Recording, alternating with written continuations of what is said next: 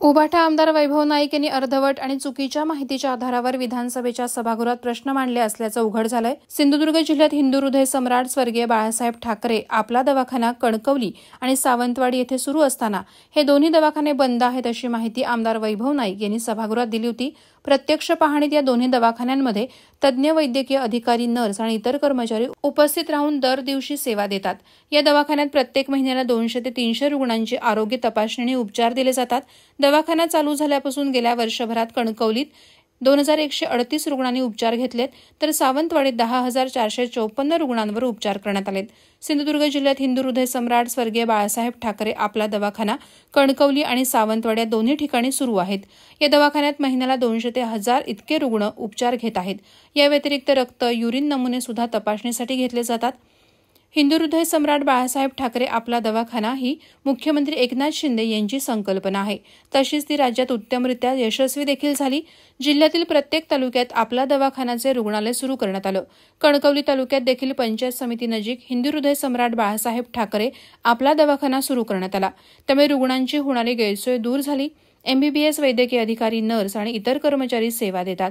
या ठिकाणी रुग्णाचे रक्त, युरिनचे नमुने घेऊन ते तपासले जातात। त्यामुळे जिल्हा किंवा उपजिल्हा रुग्णालयात रुग्णांना जाण्याची गरज नाही, तर या दवाखान्यांमध्ये जिल्हा उपजिल्हा रुग्णालयावर येणारा ताण कमी झाला आहे। कणकवलीमधून मी बोलते। आतापर्यंत जानेवारी 2023 पासून ते आता 1 जुलै 2024 पर्यंत आतापर्यंत सुमारे 2138 रुग्णांना आम्ही सेवा दिलेली आहे।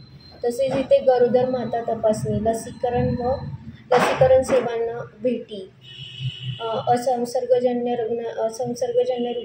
रोगांचं परीक्षण, त्याच्यानंतर दर महिन्याच्या शेवटच्या 4थ्या मंगळवारी मानसिक रुग्णांचं समुपदेशन करण्याकरता आम्ही जिल्हा स्तरावरून समुपदेशकसुद्धा इथे उपलब्ध आहेत। ते इथे येऊन त्या रुग्णांना मार्गदर्शन करतात आणि पुढील उपचारही त्यांना दिले जातात।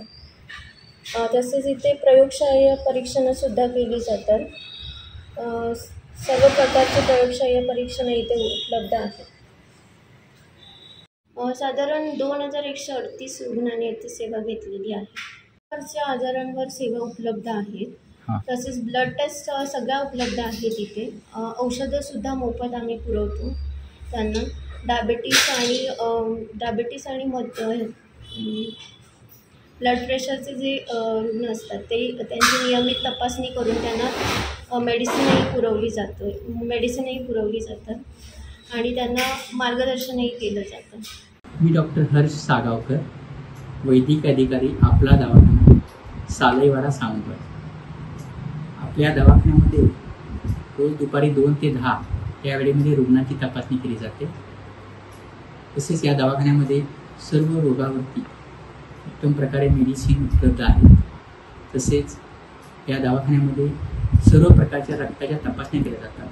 फक्त OPDचे टायमिंग दुपारचं असल्यानंतर उपाशीपोटीची शुगर केली जात नाही, पण बाकी सर्व ब्लड रिपोर्ट आपल्या दवाखान्यातून होतात। तसेच रुग्णांना जे NCD प्रोग्राम अंतर्गत म्हणजे हायपरटेन्शन, रक्तदाब, डायबिटीस, थायरॉईड ह्या प्रकारचे जे आजार आहेत, या आजारांतर्गत सर्व प्रकारच्या तपासणीची औषधंसुद्धा या ठिकाणी मोफत पुरवली जातात। या दवाखान्यामध्ये तापाच्या रुग्णांच्या वरतीसुद्धा उपचार केला जातो। तसेच किरकोळ आजार, अगदी लहान मुलापासून वयोवृद्धापर्यंत सर्व प्रकारच्या सेवा या आपल्या दवाखान्यामध्ये दिल्या जातात। तसेच प्रत्येक महिन्याच्या दुसऱ्या मंगळवारी दुपारी 3 ते 5 या वेळेमध्ये मानसोपचार तज्ज्ञामार्फत या दवाखान्यामध्ये काउन्सिलिंगची सेवा दिली जाते।